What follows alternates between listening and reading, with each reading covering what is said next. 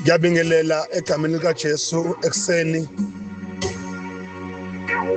kumsombuluko umhla ka-1 June siqala inyanga entsha, siqala usuku olusha, siqala nesonto elisha, siphuma kwi-weekend, abanye bebejabula, abanye bebekhala.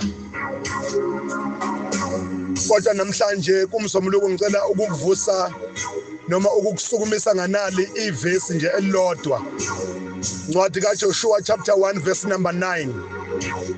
Angikuyalile na, qina ume isibindi, ungesabi, ungabi nalo uvalo, ngokuba uJehova uNkulunkulu wakho unawe noma phi lapho uya khona. Ungabi nalo uvalo ngokuba uJehova uNkulunkulu wakho unawe noma phi lapho uya khona.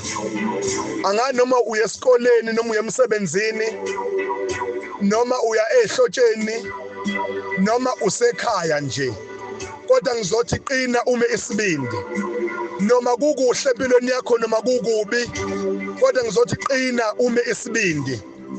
Ungesabi ngokuba uJehova uNkulunkulu wakho unawe. Ngithanda maselithi noma phi lapho uya khona.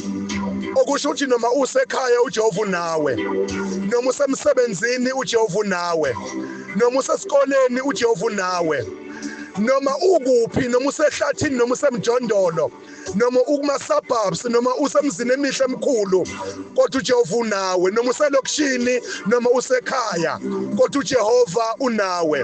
uJehova wethu akalahlani, uJehova wethu akajikelani. Abantu bangakushintshela namhlanje. Ungalala umuntu ekutshela okunye izolo, namhlanje avuke esekutshela okunye, kodwa uJehova lithi izwi lenkosi namhlanje unawe. Qina ume isibindi, ungabi nalo uvalo, ungabi nalo uvalo, ungesabi ngokuba uJehova uNkulunkulu nawe. Ngifuna ukuthandaza namhlanje ekseni, ngifuna ukuthandaza ngawo lamazwi athi nje ungabi nalo uvalo, ungesabi mntaka baba.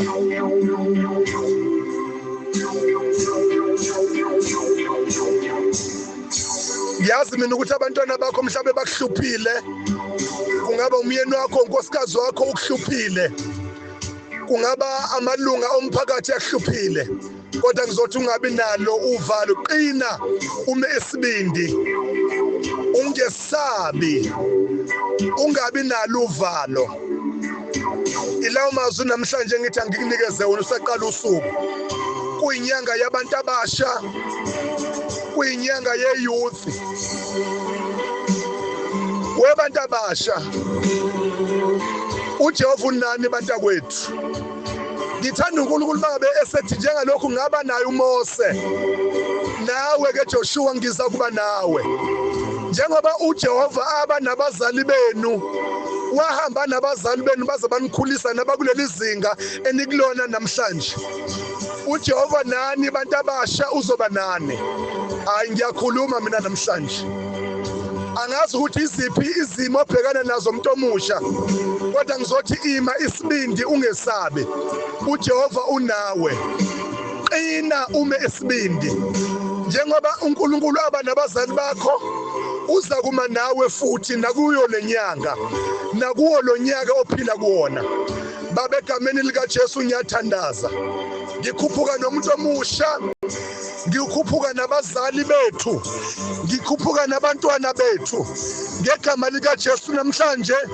Kumhla ka-1 kuqala inyanga kaJune, siyathandaza uNkulunkulu namandla egameni likaJesu.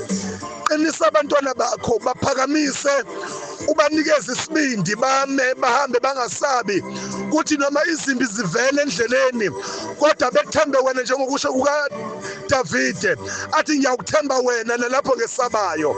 Napa uNkulunkulu wethu ongcwele, ngikhuphuka nabo ekseni, ngikhuphuka nabo nasemini, ngiyakhuphuka nabo nantambama, ngiyakhuphuka nabo nasebusuku ngegama likaJesu.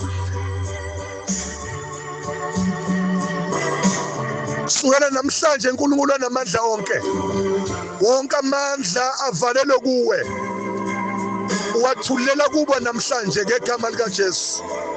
Mangabi khona yedwa ozosaba kodwa mababe nesibindi bonke bahambe ngokuzethemba endleleni ngegama lika Jesu.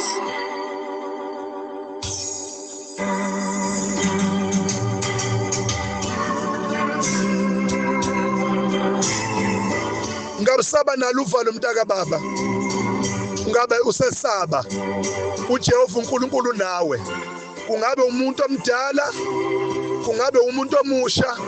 Ngiya-understand mina sisenyangeni yabantu abasha, kodwa ngizothi namhlanje qina uma isibindi ungesabi ngokuba uJehova nawe.